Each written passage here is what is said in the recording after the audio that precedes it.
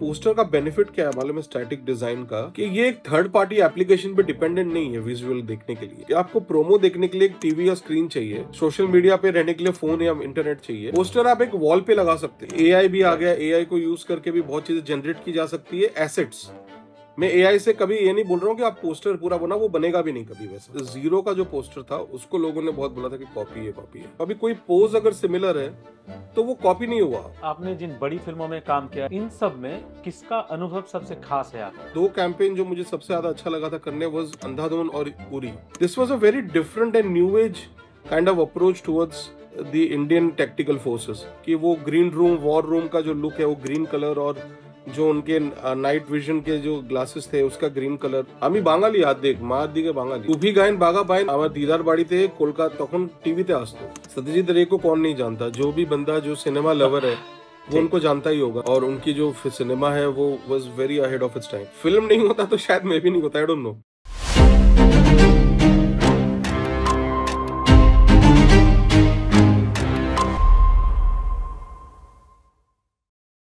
সচরাচর আমরা the design podcast বাংলায় করি, কিন্তু আর্টের তো কোনো বাউন্ডারি হয় না। আজ এমন একজন বলিউড আর্টিস্টকে আমরা আমাদের জৈত্রী টিভিতে আনতে পেরেছি, যিনি প্রচুর মুভি পোস্টার ডিজাইন করেছেন। যেমন সিকান্দার, জিন্দেগি না মিলেগা দোবারা, ভাগ মিল্খা ভাগ, কাহানি, kick, bang bang, Baahubali, Andhadhun, zero, Uri the surgical strike, fighter, article 370। আমি বলে শেষ করতে পারবো না। আমি এরপর থেকে আলোচনাটা হিন্দিতে করছি যাতে আমাদের গেস্টের সুবিধা হয়। ভাঙাচোরা হিন্দিতে কথা বলার জন্য আগের থেকে ক্ষমা চেয়ে নিচ্ছি। आज हमारे साथ है एक ऐसे creative artist, visualiser, TEDx speaker, जिन्होंने अपने आर्ट वर्क से ना जाने कितने फिल्मों को यादगार बना दिया है। मार्चिंग एंड्स के क्रिएटिव हेड के तौर पे उन्होंने बॉलीवुड पोस्टर डिजाइन को एक नया चेहरा दिया है। 22 साल से ज्यादा का अनुभव, 500 से अधिक फिल्म और ओटीटी पोस्टर। जी हाँ, हम बात कर रहे हैं फेमस पोस्टर आर्टिस्ट राज खत्री की। आज के एपिसोड में हम जानेंगे उनके क्रिएटिव सफर की कहानी, उनके फेवरेट प्रोजेक्ट्स, कैसे काम होता है वहां पर, और डिजाइन का दुनिया को लेकर उनका नजरिया। नमस्ते राज सर। नमस्ते नमस्ते। द डिजाइन पॉडकास्ट में आपका वेलकम है सर। Thank you. क्या बचपन से ही फिल्मों और पोस्टर में दिलचस्पी थी आपको? बहुत शुरुआत से। मैं स्कूल में, जब प्राइमरी में स्कूल में था, तब से मुझे पोस्टर्स से बहुत लगाव था और फिल्मों से बहुत ज्यादा लगाव था। पोस्टर्स, ड्राइंग, कॉमिक बुक, वो जो टॉयज होती है, टॉयज की पैकेजिंग में जो ड्राइंग होती है, कोई भी विजुअल जो एक्शन और ड्रामा दिखाता था ना, उसमें मुझे बहुत इंटरेस्ट थी, बहुत ज्यादा रुझाव था उसकी तरफ। फिल्म पोस्टर डिजाइन करने का जो शौक है, कैसे और कब पैदा हुआ? तो जितना मुझे याद है ना, हमारे स्कूल में न्यूज़पेपर रीडिंग का एक जगह था जहाँ पे डेली न्यूज़पेपर लगाते थे, और वो इंग्लिश लैंग्वेज इंप्रूव करने के लिए, नॉलेज के लिए, करंट अफेयर्स देखने के लिए, न्यूज़पेपर देखने के लिए हमको बोला जाता था। तो सारे बच्चे जाते थे वहाँ न्यूज़पेपर में स्पोर्ट्स देखने। जो टीचर्स थे वो थोड़ा पॉलिटिक्स वगैरह देखते थे। मेरे को सिर्फ एक ही पेज में इंटरेस्ट होता था जहाँ पे थिएटर लिस्टिंग आती थी, जहाँ पे वो छोटे छोटे ब्लैक एंड व्हाइट प्रिंट आते थे मूवी पोस्टर्स के, मिनिएचर जैसे, जो थिएटर लिस्टिंग होता था। और मुझे वो इतना फैसिनेट करता था कि वो उतने से इमेज में मुझे कैसे रियलाइज हो रहा है कि ये वेकेशन में जाके मुझे ये फिल्म कैसे भी देखनी है, और ये मिस हो गया चलेगा, ये मेरे लिए है, ये मेरे लिए नहीं है। बिकॉज वो जो ड्रामा या विजुअल जो क्रिएट करता था वो मेरे अंदर एक इंटरेस्ट पैदा करता था। तो मुझे वहां से ना बहुत क्यूरियोसिटी होती थी कि इमेज के थ्रू आप फिल्म की स्टोरी कैसे बता रहे हो। तो वहां से मैं बहुत ज्यादा इंटरेस्टेड रहता था उसमें। एंड फिर बाद में हम जब वेकेशन में, मैं एक्चुअली बोर्डिंग स्कूल में पढ़ा हूँ, फिर हम जब वेकेशन में घर आते थे तो वीडियो लाइब्रेरी होती थी उस जमाने में, जहाँ पे कैसेट्स आप रेंट करते थे, वीडियो कैसेट, VHS, और फिर घर पे वीडियो हायर पे लेके आते थे, वीडियो प्लेयर, और मूवीज देखते थे। तो वो वीडियो लाइब्रेरी में मेरे को बहुत अच्छा लगता था जाने, क्योंकि वहाँ छोटे छोटे मिनिएचर पोस्टर्स होते थे, VHS के ऊपर कवर होता था। तो मैं बहुत ऑब्जर्व करता था, बहुत अच्छा लगता था मुझे कि कैसे अलग अलग जॉनर की फिल्में अलग अलग आर्ट फॉर्म के थ्रू फिल्म की स्टोरी डिपिक्ट कर रहे हैं। जब कोई नई फिल्म का प्रोजेक्ट मिलता है तो आपकी प्रोसेस क्या होती है पोस्टर बनाने के लिए? देखो कैसा होता है ना कि एक फिल्म का जब कैंपेन आता है या एक की आर्ट आता है, तो उसके ना जो डिटेल्स आती है हमारे पास, जो उसका ब्रीफ होता है वो अलग अलग फॉर्म में आता है। कभी कभी ब्रीफ बहुत ही 4 लाइन 2 लाइन ब्रीफ भी होता है, कभी कभी एक 2 पेजर शॉर्ट स्टोरी आ जाती है, कभी कभी एक सिनॉप्सिस आ जाता है, कभी पूरा स्क्रिप्ट आ जाता है पढ़ने के लिए, और कभी ऑडियो नरेशन आता है या कभी फिल्म देखने मिलता है। तो जितना इन्फॉर्मेशन ज्यादा मिलता है ना, उतना मैं ज्यादा कैरेक्टर्स और फिल्म की टेक्सचर को ज्यादा समझ पाता हूँ। एंड उसके बाद एक क्लाइंट की रिक्वायरमेंट होती है कि हमें डूज एंड डोंट्स क्या है, हमें ये एक्टर को ज्यादा दिखाना है, इसको कम दिखाना है, ये फिल्म का की पॉइंट है ये नहीं दिखाना है, या इस चीज को ज्यादा हाईलाइट करनी है, इसको कम करनी है। कभी कभी सिमिलर थीम पे कोई फिल्म आ गई होती है तो वो चीजें हाईलाइट नहीं करनी है। तो वो बहुत एक पैरामीटर सेट होता है। फिर कॉन्सेप्ट डिजाइन करता हूँ, बहुत सारी चीजें सोचता हूँ, फिर बहुत सारे रेफरेंसेस स्टडी करता हूँ, बहुत पुराने पोस्टर्स, नए पोस्टर्स, स्क्रिप्ट के अंदर से क्या थॉट और क्या सीन से कुछ डिराइव हो सकता है वो स्टडी करता हूँ। एंड फिर मैं छोटे छोटे रफ स्क्रिबल्स बनाता हूँ कि क्या पोस्टर्स होगा। और वो उसके बाद कॉन्सेप्ट नोट होता है कि क्या होगा। एंड देन उसको हम स्केच करते हैं। मेरी स्केच टीम है, मेरी इंटरनल टीम है जो स्केच करती है। एंड देन वो हम प्रेजेंट करते हैं क्लाइंट को एज अ कॉन्सेप्ट्स। फिर क्लाइंट को अगर पसंद आया या उन्होंने बोला नहीं हमको कुछ और इसमें आइट्रेशन चाहिए, तो आइट्रेशंस होते हैं। एंड देन फिर जब पसंद आने के बाद अगर बजट्स और सब सही रहता है, डेट्स रहते हैं, तो हम शूट करते हैं एक्टर्स के साथ। फिर शूट होने के बाद उसको डेवलप करते हैं with the images of the shoot and the film का जो बैंक है, और फिल्म के कोई वीएफएक्स शॉट्स है तो वो वीएफएक्स स्टूडियो से आते हैं। फिर उनको सबको we mix it together and then we create the final art. ठीक है सर, आपका अब तक का सबसे चैलेंजिंग प्रोजेक्ट कौन सा रहा है और क्यों? एक्चुअली ना चैलेंजिंग मुझे सभी लगते हैं, बिकॉज मतलब इतने सालों के बाद चैलेंज क्या होता है कि आपको एक तो टाइम बहुत कम मिलता है। मतलब फिल्म बनती है 6-8 महीने लेके, लेकिन कैंपेन के लिए 1 हफ्ते 10 दिन से ज्यादा मिलता ही नहीं है कभी। 1-2 कैंपेन जो लॉकडाउन के समय किया था हम लोगों ने, उसमें से एक फिल्म थी जो अभी फिर वो फिल्म एक्चुअली फिर हॉल्ट हो गई। फिल्म का नाम था द इमॉर्टल अश्वत्थामा, जो एक साइंस फिक्शन फिल्म थी। बहुत ही high budget and big budget film थी, बहुत हेवी ऑन वीएफएक्स। ये वो विक्की कौशल के साथ हम कर रहे थे। उसका जो कैंपेन था ना, मतलब उसका कैंपेन नहीं था, उसके सिर्फ 2 की आर्ट्स बनाने थे हमको। वो की आर्ट जो था वो बिकॉज उस टाइम पे रिसोर्सेज की इतनी लिमिटेशन थी, हम शूट नहीं कर सकते थे, हम बाहर नहीं जा सकते थे, वीएफएक्स टीम हमें अवेलेबल नहीं थी बिकॉज क्रिसमस का टाइम था। तो वो for that moment, for that space जो वो था और जो समय था और उस समय में जो रिसोर्सेज अवेलेबल थे, वो थोड़ा चैलेंजिंग लगा था मुझे, मतलब कंपेयर टू एवरीथिंग एल्स। बाकी चैलेंज तो हर कैंपेन ही लगता है मुझे, ऐसा कोई चीज इजी नहीं लगता ऑनेस्टली। आपने जिन बड़ी फिल्मों में काम किया है, जैसे उरी, अंधाधुन, जिंदगी ना मिलेगा दोबारा, रिसेंटली जो आपका मूवी निकला है सिकंदर, इन सब में किसका अनुभव सबसे खास है आपका? बड़ी फिल्म और छोटी फिल्मों के ना 2 अलग अलग पैरामीटर्स होते हैं। बड़ी फिल्मों में साथ क्या होता है कि एक्टर का कैंपेन एक्टर ड्रिवन ज्यादा होता है, कि बिकॉज बड़ी फिल्में माउंट की जाती है एक्टर के ऊपर। जैसे मैंने जीरो करी थी शाहरुख सर के साथ, और सिकंदर मैंने किया किक, और ये मैंने बैंग बैंग और फाइटर करी ऋतिक सर के साथ। तो ये सारी जो एकदम टॉप ए लिस्टर्स होते हैं, उन सब लोगों की जो फिल्म है उनके ऊपर ज्यादा माउंट की आती है। तो एक्टर ड्रिवन और स्टार ड्रिवन ज्यादा होता है। तो स्टार ड्रिवन के साथ क्या यूनिक थोड़ा कर सकते हैं, अगर ट्राई करता हूँ उसमें ज्यादा एकदम एक्सट्रीम कॉन्सेप्ट्स नहीं लाया जा सकता, बिकॉज वो स्टार ड्रिवन ज्यादा रखना है। अभी जो फिल्मों का आपने नाम लिया, इसमें से अगर 2 कैंपेन जो मुझे सबसे ज्यादा अच्छा लगा था करने, वो अंधाधुन और उरी। अंधाधुन इसलिए बिकॉज श्रीराम सर जो डायरेक्टर है, वो उनके साथ मुझे बहुत मजा आता है। मैंने उनके साथ 2-3 फिल्में करी है। मैंने उनके साथ एजेंट विनोद भी किया था, अंधाधुन भी किया मैंने, और मैंने बदलापुर में भी थोड़ा काम किया था, वो इवेंचुअली आया नहीं। और मैंने मेरी क्रिसमस का फर्स्ट लुक किया था जो रिलीज हुआ था। तो उनके साथ ना इंटरेक्ट करने भी अच्छा लगता है, और उनको पोस्टर्स और ये सब का बहुत नॉलेज भी और अंडरस्टैंडिंग भी है। तो मुझे उनके साथ काम करने हमेशा मजा आता है। और दूसरा था उरी, बिकॉज उरी में पहली बार ना हम इंडियन मिलिट्री और इंडियन आर्मी को ना बहुत ही टैक्टिकल एंड मॉडर्न वे में प्रेजेंट कर रहे थे। We were presenting them like an Hollywood action hero. हाँ, जैसे माइकल बे की फिल्में होती है, मतलब वो एक टिपिकल वैसा नहीं था जो हमने आज तक देखा है मिलिट्री की फिल्में जो होती थी, गदर वगैरह, not Gadar, I am saying border और वगैरह जो फिल्में थी। This was a very different and new age kind of approach towards the Indian tactical forces.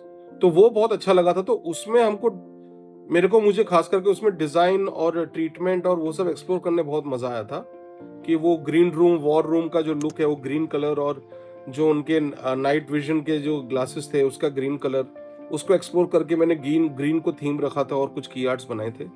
तो वो मुझे बहुत अच्छा लगा था। That was I enjoyed a lot. Sir, एक इंटरेस्टिंग क्वेश्चन है, वो है कि आप जब एक पोस्टर बनाते हैं तो आप तो नहीं जानते हैं कि ये पोस्टर ऑलरेडी कहीं पे बन चुका है, तो वो बोलता है कि ये कॉपी किया है दूसरा पोस्टर से।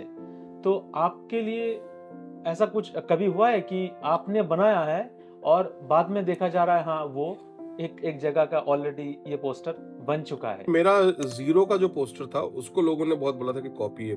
अभी क्या होता है ना, कुछ चीजें यूनिवर्सली एक ही लैंग्वेज से दिखाई जा सकती है, ठीक है, और कुछ चीजें मतलब सिनेमा के पोस्टर्स का एक लैंग्वेज है, उसमें कुछ चीजें सिमिलर रिपीट होती है। हाँ। और ग्लोबली लोग सिमिलर सोच सकते हैं।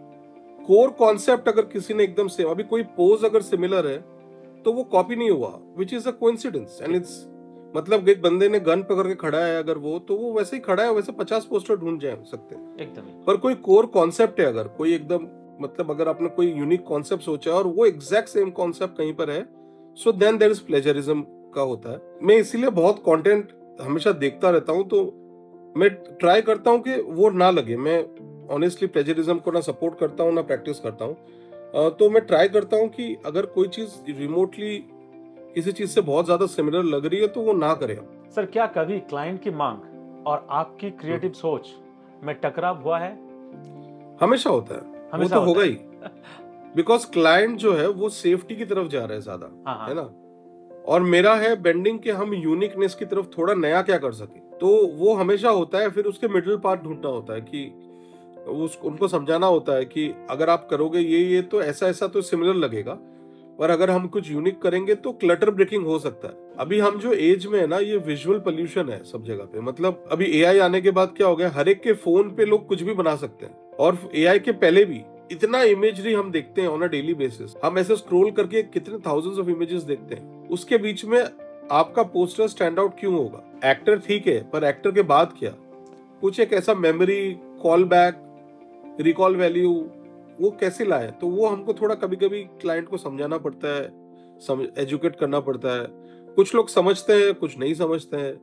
Project to project it happens. एक मूवी का नाम कर रहे हैं कि शोले मूवी, जब उस टाइम का मूवी का है, उसका जो पोस्टर है, ऐसा मैंने देखा है, बहुत सारे पोस्टर है कि लोग घर में मूवी का पोस्टर रखते हैं। ये हर कोई शाहरुख खान का मूवी हो या दूसरे अमिताभ बच्चन का मूवी हो, मिथुन चक्रवर्ती का मूवी हो, वो पोस्टर रखते हैं। अभी तब मूवी भी कम बनते थे और पोस्टर, अभी जितना मूवी रेगुलर रिलीज हो रहा है, आज के डिजिटल युग में पोस्टर डिजाइन का रोल कितना बदल गया है पहले से अभी तक का? पहले क्या था, कम्युनिकेशन बहुत लिमिटेड थी, ठीक है, टेलीविजन बहुत बाद में आया। तो पहले रेडियो होता था और पोस्टर और बैनर्स होते थे किसी फिल्म को अनाउंस करने के लिए, और न्यूज़पेपर में एड्स आते थे। ये तीन सबसे ज्यादा कम्युनिकेशन मेथड था। फिर टेलीविजन आया, फिर टेलीविजन पे प्रोमोज ऐड हो गए, फिर उसके बाद इंटरनेट आया, इंटरनेट पे सोशल मीडिया आ गया। तो अभी क्या है कि पोस्टर की ना रिक्वायरमेंट हमेशा रहेगी, बिकॉज हर फिल्म या शो को ना एक स्टैटिक रिप्रेजेंटेशन लगता ही है कि आपका जो शो या फिल्म है उसका एक सिंगल इमेज रिप्रेजेंटेशन क्या है। हाँ, उसका एक पोस्टर हो सकता है, या 2 या 3, या बड़ी फिल्म हो तो 5 या 6, पर रिप्रेजेंटेशन लगता ही है। बिकॉज अभी आप देखोगे तो आउटडोर में सारे जो बिलबोर्ड्स है वो डिजिटाइज हो चुके हैं बहुत सारे, उसमें सर्कुलेट होता रहता है इमेजरी। तो उसमें भी आपका स्टैटिक वर्जन जाता है, बस स्टॉप पे जाता है, न्यूज़पेपर में जाता है, और सोशल मीडिया पे भी जाता है। और क्या है ना, कोई भी कम्युनिकेशन, कोई भी हॉलीवुड हो, बॉलीवुड हो, या कोई भी फिल्म इंडस्ट्री हो, जो फर्स्ट कम्युनिकेशन जो ब्रेक होता है ना कोई भी फिल्म या शो का, वो एक डिजाइन से ही ब्रेक होता है। उसका लोगो अनाउंसमेंट होता है, या टीजर पोस्टर होता है, उसका थीम क्या होगा, या सब वही, मतलब उसका लोगो या उसका टीजर पोस्टर होता है, या उसका एक वर्ल्ड का फर्स्ट लुक होता है, या कैरेक्टर का फर्स्ट लुक होता है। कुछ भी होता है ना, वो एक स्टैटिक डिजाइन से ही शुरू होता है, जो फर्स्ट क्यूरियोसिटी। बेसिकली देखो, पोस्टर का बेनिफिट क्या है मालूम है स्टैटिक डिजाइन का, कि ये एक थर्ड पार्टी एप्लीकेशन पे डिपेंडेंट नहीं है विजुअल देखने के लिए। मतलब व्हाट आई मीन दैट, कि आपको प्रोमो देखने के लिए एक टीवी या स्क्रीन चाहिए, पोस्टर सोशल मीडिया पे रहने के लिए फोन या इंटरनेट चाहिए, पोस्टर आप एक वॉल पे लगा सकते हो, एक न्यूज़पेपर पे आ सकता है अगर वो एक मीडियम है, वॉल भी है। लेकिन वो क्या है कि it's one of the oldest medium जो इंटीरियर से इंटीरियर में जा सकता है। तो पोस्टर जो है ना वो हमेशा रहेगा, अभी उसका फॉर्म चेंज होता रहेगा। सर, आपने IIT वैकॉम, ड्रिबल, टेडएक्स जैसे प्लेटफॉर्म को वर्कशॉप आपने किया है और लेक्चर भी दिया है वहाँ पर। तो युवा डिजाइनर्स के साथ वो अनुभव आपका कैसा था, और आपका जो प्रोसेस है, जो न्यू डिजाइनर आते हैं पोस्टर डिजाइन के लिए, क्या सजेशन देंगे, क्या प्रोसेस कैसा रहता है, कौन सा सॉफ्टवेयर यूज होता है? जैसे कल भी मैंने एक जगह पे सेशन था विद द यंग किड्स, तो लोगों को पहले तो क्या होता है ना कि पोस्टर के पीछे एक स्टोरी, एक जर्नी और एक उसको बनाने का जो पूरा प्रोसेस है वो नहीं पता होता। और जब वो प्रेजेंटेशन देखते हैं और मेरे साथ इंटरेक्ट करते हैं तो उन्हें रियलाइज होता है कि एक पोस्टर एक कितना बड़ा आर्ट फॉर्म है और उसके पीछे भी कितना मेहनत और कितना काम जाता है। तो वो उनको एजुकेट कर पाता हूँ मैं। फिर बहुत लोगों को इंटरेस्ट आता है कि यार ये एक art form as a career बहुत इंटरेस्टिंग है, इसमें आया जाए। फिर सॉफ्टवेयर वाइज फोटोशॉप जो है वो सबसे मेन सॉफ्टवेयर है जो आना चाहिए, बिकॉज इमेज मैनिपुलेशन के लिए। साथ में अगर आप इलस्ट्रेशन या पेंटिंग कर पाते हो कोई भी सॉफ्टवेयर में, आए प्रोक्रिएट पे, फोटोशॉप पे, फ्रेस्को पे, आर्ट रीच पे, किसी पे भी, तो वो एडेड बेनिफिट है। और इलस्ट्रेशन के लिए मतलब 2D इलस्ट्रेशन, वेक्टर आर्ट के लिए इलस्ट्रेटर आएगा तो अच्छा है। ये सॉफ्टवेयर हो गए। 3D उसके साथ 3D अगर आपको आता है, सिनेमा 4D, माया, ब्लेंडर, तो 3D एप्लीकेशन से आप बहुत चीजें कर सकते हो। रेंडर जो आपके पोस्टर में एक अलग डिमेंशन और बहुत चीजें हेल्प करेगी आपको। और अब तो AI भी आ गया, AI को यूज करके भी बहुत चीजें जनरेट की जा सकती है। एसेट्स मैं AI से कभी ये नहीं बोल रहा हूँ कि आप पोस्टर पूरा बना, वो बनेगा भी नहीं कभी वैसा, लेकिन आप एसेट्स बना सकते हो। आपको कुछ चीजें चाहिए, समझो कोई फायर चाहिए, कोई इस तरह का एक बैकग्राउंड चाहिए, उसके लिए कुछ बिल्डिंग्स चाहिए, कुछ स्ट्रक्चर चाहिए, कोई एक सर्टेन एंगल में कोई चीज चाहिए, वो सब एसेट्स आप बना सकते हो। देन उसको कंपोजिट कर सकते हो सबको साथ में। तो AI को आपको ऐसा टूल जैसा देखना होगा, not as a complete solution. दूसरी बात है कि जितना ज्यादा आप मल्टीपल टाइप ऑफ आर्टवर्क देखोगे, मूवी पोस्टर्स की इलस्ट्रेशन, कॉमिक बुक्स, मूवी के scene, cinematography books, photography books, ये जितनी सारी चीजें आप देखोगे और ट्राई करो कि जो जो क्रिएटर्स आप फॉलो करते हो उनकी अगर जर्नी आप स्टडी कर सको कि उनका थॉट प्रोसेस क्या है, तो ना आपको वो ब्रिज समझ आएगा। जो एक आर्टिस्ट का जो ब्रिज है कि वो जो सोचता है या सोचती है और वो जो उसने फाइनल वर्जन लाया है, उस पर थॉट प्रोसेस क्या था, उसका वर्किंग प्रोसेस क्या था, अगर आप वो सीख सको, देख सको, कोई इंटरव्यू में, कोई वीडियो क्लास में, किसी में, तो बहुत सारा ना इंटरेस्टिंग फैक्टर्स पता चलता है ह्यूमन माइंड के प्रोसेस के बारे में। वो अगर आप समझ सकोगे और साथ में सॉफ्टवेयर का नॉलेज होगा तो यू विल ऑलवेज हैव, मतलब आपका जो काम है वो हमेशा नॉर्मल से ऊपर जाएगा। एंड लोगों को स्किल की तरफ ज्यादा मेहनत करना चाहिए, फेम की तरफ नहीं। लोग फेम की तरफ ज्यादा जा रहे बच्चे कि यार एक कोई पोस्ट कुछ बनाऊं मैं इलस्ट्रेशन, वो वायरल हो जाए, मेरे वीडियो मिले, मुझे लोग लाइक करे, मेरा फॉलोअर्स बढ़ जाए, वो गलत है। आई थिंक फेम से ज्यादा स्किल की तरफ मेहनत करो। अगर स्किल बेटर रहेगा तो काम बेटर होगा, काम बेटर होगा तो लोग फॉलो करेंगे, लोग फॉलो करेंगे तो ऑटोमेटिक जो भी चीजें होनी है वो होगी, लेकिन वो डायरेक्शन सही लेना पड़ेगा। So that's what I try to tell them. Sir आप कभी कलकत्ता आए हैं? कलकत्ता में 2011 में आया था लास्ट, जब मैंने कहानी, फर्स्ट वाली कहानी शूट कर रहे थे हम, तो उसके हमें कुछ बैकफ्लिट शूट करने थे कैंपेन के लिए, उसके लिए आया था नवंबर 2011, तब आया था मैं 11 में। हाँ, तब मैं उसके बाद आ नहीं पाया। एक्चुअली कैलकाटा मेरा बर्थ प्लेस भी है और I was born in Calcutta. मेरी क्या बोल रहे हैं सर? हाँ, मैं तो ये नहीं जानते थे। हाँ, आप बॉर्न हुए कलकत्ता में? हाँ, कैलकाटा बॉर्न हुआ। আমি বাঙালি, আর্ধেক মা দিকে বাঙালি। তো আমার কি আপনি বাঙালি? স্যার আমি তাহলে এতক্ষণ ধরে হিন্দি কি জন্য বলছি স্যার? না আমি তো ভাবলাম আপনি হিন্দিতেই জানেন। ना ना ना ओए, Hindi is better because Hindi ज्यादा लोग समझ सकते हैं। और बंगाली क्या है, मेरी मॉम की फैमिली यानी मेरे दीदा बाड़ी, मामा मामी, আমার সব मेरे मॉम साइड ওনারা কোথায় কোথায় থাকেন? निवालीपुर। हाँ, तो my family is based in Nivalipur in Kolkata and that's my maternal side, my mom side of family. তো আমি বর্ন হয়েছিলাম ক্যালকাটায়, লেকিন কিন্তু 86-87 আমি বম্বে চলে এসেছি। তারপর অনেক বছর হয়ে গেল, প্রায় অনেক বছরই, 37-38। हाँ, तो 87 के बाद मैं इधर ही मैंने अपनी स्कूल करी। सीनियर केजी से मैं बॉम्बे में ही रहा हूँ and I have done my schooling everything in hostel in Maharashtra only, not in Mumbai but in Maharashtra, a place that's called Khandala. I've done my schooling there and then I did my college and everything around here. That's why I don't, मेरा communication doesn't have an accent, a Bengali accent, because I don't, मैं बात नहीं करता बंगाली में, सिर्फ माँ से बात होती है मेरी, तो इसके माँ से हाँ, बात बाकी फैमिली है मेरी वहाँ पे, कजिन्स वगैरह है, पर मैं समय नहीं निकाल पाता हूँ, मेरे को जाना है, मुझे, आई लव कोलकाता, मुझे बहुत अच्छा लगता है। तो अगर सर आप, एक क्वेश्चन हम करते हैं सर, कि अगर आप बंगाली थोड़ा बहुत जानते हैं तो नॉलेज है यहाँ पर, जो कुछ फिल्म देखा है क्या यहाँ का? तो जैसे बंगाल में मेरा टीम है, आई माई लॉट ऑफ माई को टीम मेंबर्स जिनके साथ मैं काम करता हूँ, 2-3 टीम मेंबर्स है जो कलकत्ता से ऑपरेट करते हैं, जिन्होंने बंगाली फिल्म्स में भी काम किया है काफी, और वो मेरे टीम मेंबर्स है जिनके साथ मैं करता हूँ काम। तो और ऐसे भी होलिस्टिकली मुझे क्या हो रहा है मोटा मोटा पता रहता है, तो बंगाली फिल्म्स में इतना डीप में नहीं पता होगा, लेकिन ऐसा मुझे कुछ कुछ चीजें पता रहती है, मैं देखता रहता हूँ क्या क्या हो रहा है वहाँ, कोई भी इंडस्ट्री में कौन काम कर रहा है, कैसे लोग काम कर रहे हैं। सर अगर हम बताएंगे कि यहाँ पर फेमस डायरेक्टर है सत्यजीत राय, तो वो उनका जो मूवी है वो खुद ही पोस्टर डिजाइन करते थे, कैलीग्राफी भी वो ग्राफिक डिजाइनर भी थे ना, वो पहले एड एजेंसी में थे, हाँ, ग्राफिक डिजाइनर भी थे। तो आप क्या उनका पोस्टर देखा है? अगर देखा है तो कैसा आपको लगता है? ऑफ कोर्स देखा है, सत्यजीत रे को कौन नहीं जानता, जो भी बंदा जो सिनेमा लवर है वो उनको जानता ही होगा, मतलब उन्होंने Indian movie back in the day international stage पे लेके गए थे, और उनकी जो सिनेमा है वो was very ahead of its time. मैंने ऑनेस्टली बोलूं तो ज्यादा फिल्में नहीं देखी है उनकी, क्योंकि मैं मतलब कि नहीं देखी मैंने ऑनेस्टली। अभी मैं ऐसा बोल सकता हूँ आपको कैमरा पे कि सत्यजीत रे का पाथर पंचली, चारुलता और अपू ट्रिलोजी और गोपी गाय का बागा बाय।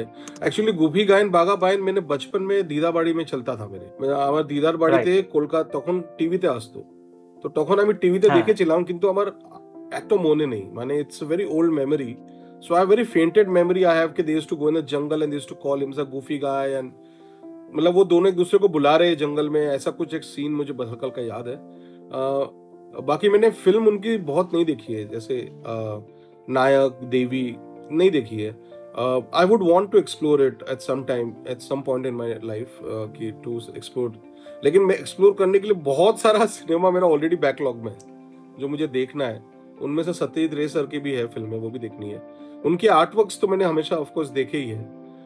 जो उनका स्टाइल था वो वेरी नॉन कमर्शियल, जो समय हो रहा था, हाँ, उस समय से तो ज्यादा बढ़कर था, समय से बढ़कर था, बहुत आगे था। ग्राफिकल रिप्रेजेंटेशन होता था, मिनिमल कलर होता था, मिनिमलिज्म में बिलीव करते थे, और बहुत ही लिमिटेड पैलेट पे करते थे, और बहुत ही ग्राफिकल और 2D ग्राफिक्स के साथ करते थे। मेरे को उनको देख के एक आर्टिस्ट थे हॉलीवुड में, सॉल बास करके, सॉल बास, उन्होंने काफी सारा हिचकॉक की फिल्म और उस जमाने के बहुत सारे आर्ट वर्क बनाए थे उन्होंने हिचकॉक की टाइटल सीक्वेंस भी करते थे, तो वो भी उस तरह से करते थे, 2D और फ्लैट ग्राफिक्स और वेरी मिनिमलिज्म होता था उनका काम, तो वो भी बहुत ग्राउंड ब्रेकिंग थे उस जमाने में उनके लिए। और तो उनका मेरे को लगता है कि सत्यजीत रे सर का काम थोड़ा वैसा है उस तरह से।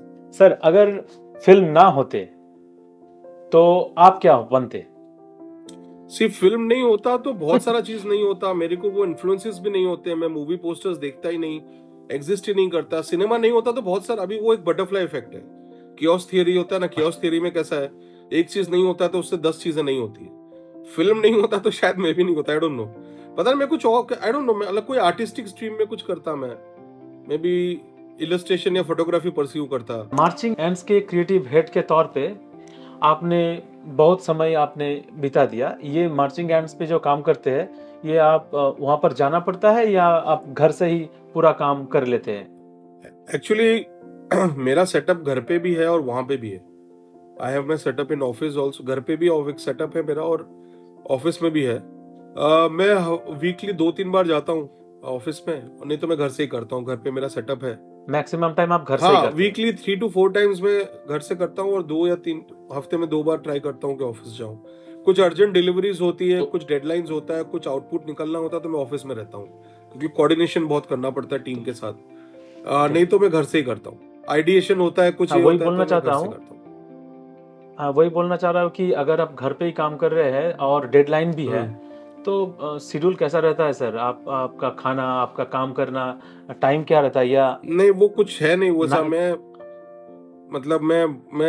ऐसा मेरा कोई स्केड्यूल नहीं है। मैं कहीं पूरी रात काम करता हूँ, दिन में 4 घंटे सो जाता हूँ, फिर कभी कभी 2 दिन के अंदर सो भी नहीं पाता हूँ, 48 आवर्स हो जाते हैं, सो नहीं पाता हूँ। फिर बहुत लंबी नींद लग जाती है। तो वो चलता रहता है डेडलाइन और इसके बीच में। डेडलाइन जो है ना वो बहुत ज्यादा स्ट्रेसफुल होता है मेरी इंडस्ट्री में, बहुत है। I am sure her industry में होता होगा, लेकिन मेरी इंडस्ट्री में बहुत ज्यादा स्ट्रेस होता है, बिकॉज बहुत कुछ एकदम वॉलेटाइल होता है, बहुत चीजें शफल हो जाती है आगे पीछे, और फिर डेट्स का बहुत ये रहता है। तो इसके लिए वो प्रेशर बहुत बिल्ड हो जाता है कभी कभी। तो कभी कभी ऐसा कंटिन्यूस काम करना पड़ता है। और आज के जनरेशन में तो कोई भी प्रॉब्लम है ही नहीं, बिकॉज एज आई सेड मेरी टीम जो है पूरे पैन इंडिया में है, चारों तरफ है। तो हम लोग सब व्हाट्सएप, जूम, गूगल मीट ये सब के थ्रू कनेक्टेड रहते ही है।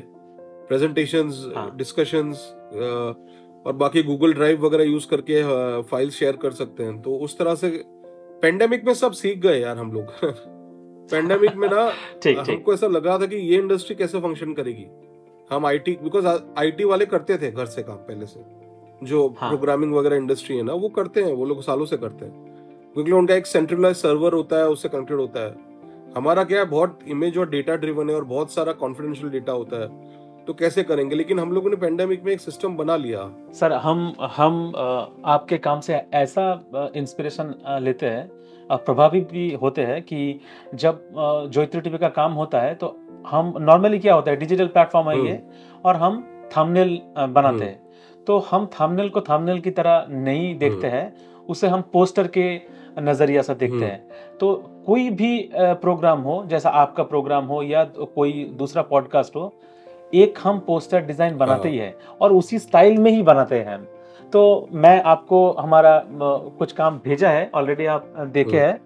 तो आपको कैसा लग रहा है कि आपका जो पोस्टर डिजाइन का जो फॉर्मूला है या जो सिस्टम है, उसमें कैसा लग रहा है, ये काम ठीक है या नहीं है, अगर आप बताएंगे। नहीं, अच्छा है। मैंने जैसे आपको तभी भी कहा था कि अगर कोई भी चीज में इंटेंट आपका सही है और आप स्टोरी टेलिंग के माध्यम के थ्रू कुछ करना चाहते हैं, तो वो इवेंचुअली, देखो लोगों को आज समझ नहीं आएगा, बाद में समझ आएगा, लेकिन आपका इंटेंट सही है और उसको आप एक स्टेप आगे लेके जा रहे हैं। आप एक थंबनेल की तरह नहीं, एक स्टोरी की तरह देख रहे हैं, and then that resonates with people. क्योंकि हर बंदा जो क्रिएटिव फील्ड में ना, वो समझ सकता है कि यार कोई मेहनत कर रहा है तो वो कर रहा है मेहनत और उसका इंटेंट सही है। तो वही है, आप अगर उस इंटेंशन से करोगे ना, तो eventually you will find a voice and you will find a space which is unique than others. Because सबको क्या है ना, इंस्टेंट रिजल्ट चाहिए, और इंस्टेंट रिजल्ट इंस्टेंट ही याद रहता है, लंबा कोई याद नहीं रखता। लंबे रखने के लिए you have to keep pushing with unique ideas. आज के टाइम पे ना, जब पूरी दुनिया में पॉडकास्ट का रेवोल्यूशन आया है, जो दुनिया में सब पॉडकास्ट कर रहे हैं, लेकिन आर्टिस्ट को लेके एक क्रिएटिव माइंड जो मेन स्ट्रीम में, मतलब जिसका फेस वैल्यू ना हो, मतलब जैसे हर बंदा जो एक्टर या एक्ट्रेस नहीं है, या जिसको आप पब्लिक फोरम पे एज अ सेलिब्रिटी नहीं जानते हो, लेकिन वो क्रिएटिवली कुछ कर रहा है, उनके लिए प्लेटफॉर्म बहुत कम है और बहुत कम लोग उनको समझते हैं और बहुत ही कम लोग उनको प्लेटफॉर्म देके एक वॉइस देते हैं। तो आप उनमें से हो जो एक आर्टिस्ट को एक प्लेटफॉर्म दे रहे हो अपनी जर्नी बताने के लिए। और भी कई आर्टिस्ट है जो बहुत ही रिक्लूसिव, शाय और इंट्रोवर्ट होंगे, उनको इंस्पायर कर रहे हो। तो वो बहुत ही नोबेल काम है, जो एक यूनिक डायरेक्शन आपने लिया और जो आप कर रहे हो, वो आर्टिस्ट के लिए और आर्टिस्ट कम्युनिटी के लिए बहुत ही यूनिक है। Thank you. So I think that's the greatest thing you are doing. And as I said कि आप इमीडिएट रिजल्ट्स मत देखो, आप करते जाओ विद एन राइट इंटेंशन, उसका कंपाउंडिंग इफेक्ट है वो बहुत बड़ा होगा। Thank you sir, that design podcast में आने के लिए सर दिल से thank you. I really appreciate. Thank you.